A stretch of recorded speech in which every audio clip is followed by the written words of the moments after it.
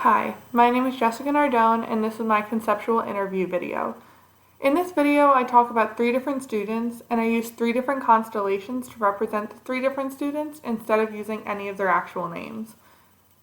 My topic that I was doing this interview based off of was cellular nucleosynthesis, and my overall question for the students was, are we made of star stuff?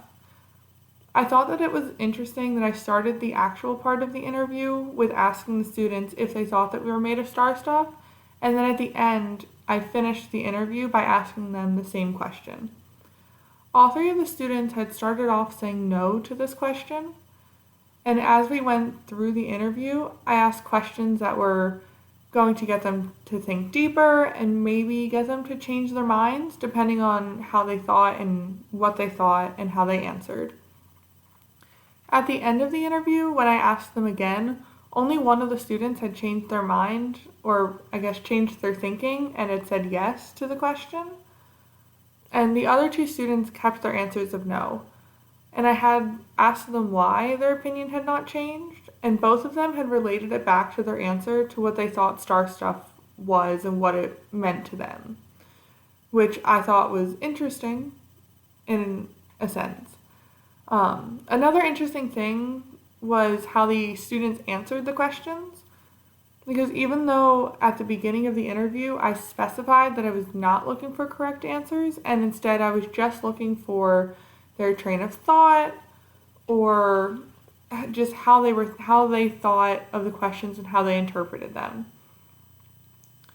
2 out of the 3 students, the 2 that traditionally do better in school, were sort of asking me if they were right when they were answering the questions, in a sense of they would answer a question with kind of a question mark at the end of their answers, and then kind of look at me for reassurance if it was right or not, and I tried not to give that to them. I tried to then remind them that this was just really to get their train of thought and not to get correct answers out of them.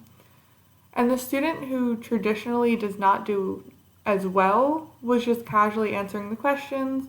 Sometimes she was even providing more to her answers than the other 2 students were, because the other 2 students were kind of just giving an answer or hearing the question and giving the answer and then waiting for the next question.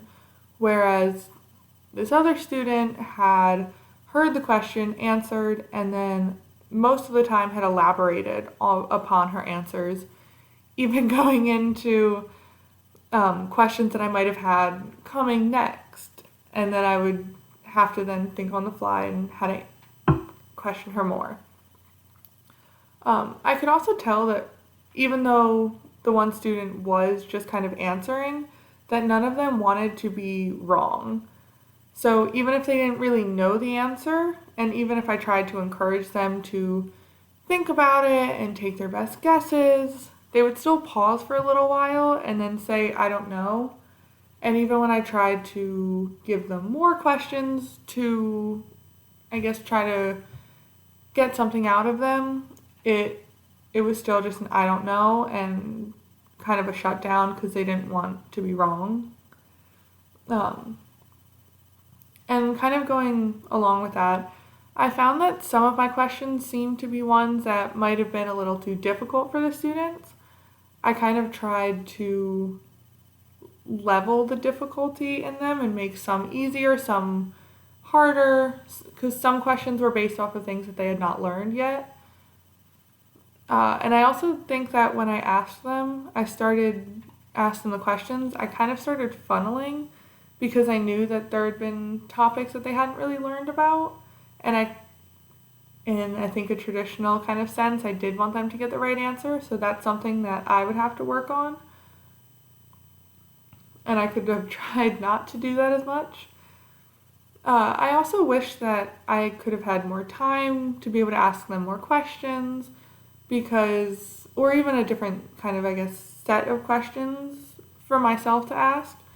Because I think that some spots in my questioning maybe had some gaps in what the students may have thought, and they might not have been able, even they might not have been able to connect how one question leads into the next. Even if it makes sense to me, it might not have made sense to them. It might have seemed like I was kind of jumping around, and it might not have seemed in the same realm to the students because they didn't know the topic.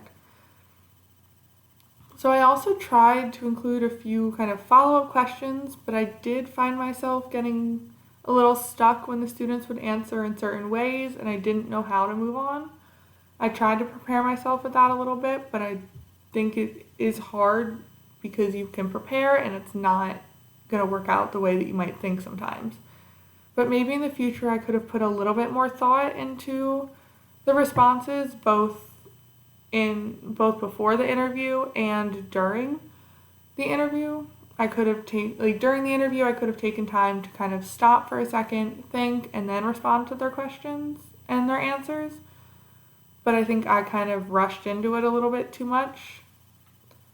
And then kind of going forward, I noticed that 2 out of the 3 students, like I said before, that who particularly performed better in school, who I'm calling Cassiopeia and Perseus, they sought reassurance on whether their answers were correct throughout the interview, and then they tended to pause before answering, unsure whether they were going to be in the correct answers or the wrong answers.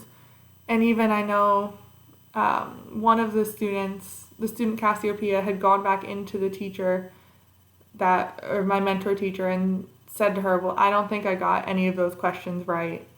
And it but I was glad that she had continued answering my questions, even if she doesn't think that she might have gotten them right.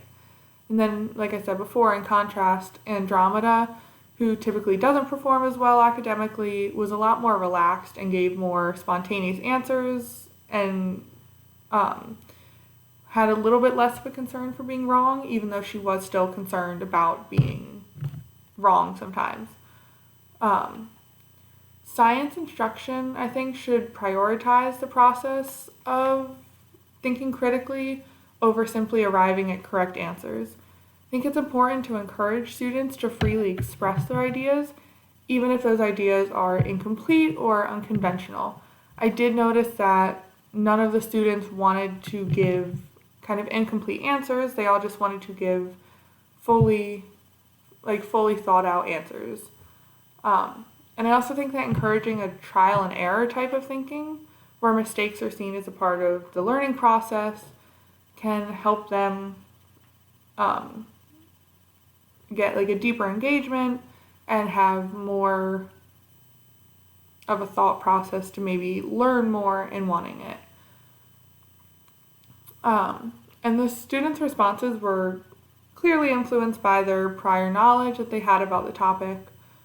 And while Cassiopeia's responses demonstrated a deeper understanding of the concept of cellular nucleosynthesis, Perseus and Andromeda appeared a little bit more unfamiliar with the specific details of it.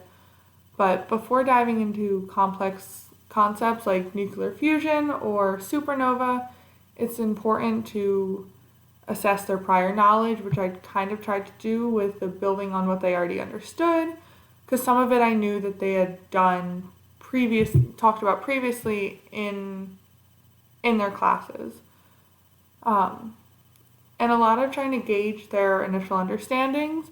It helps with the teaching, tailoring your teaching approach, whether it's a more conceptual or more detailed. I just think overall this interview taught me a lot when it comes to interviewing students and getting them to think about their learning and how they think. So, thank you.